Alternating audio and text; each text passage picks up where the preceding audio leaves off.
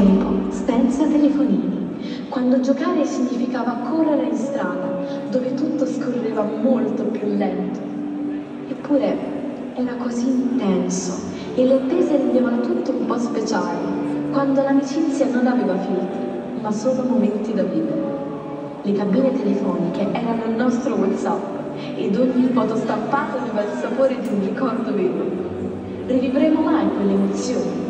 Scopri com'era il mondo quando non c'era il wifi, nel nuovo libro di Marco Elardi, nelle migliori librerie italiane ed anche online. Riscopri il tempo in cui ogni momento contava veramente.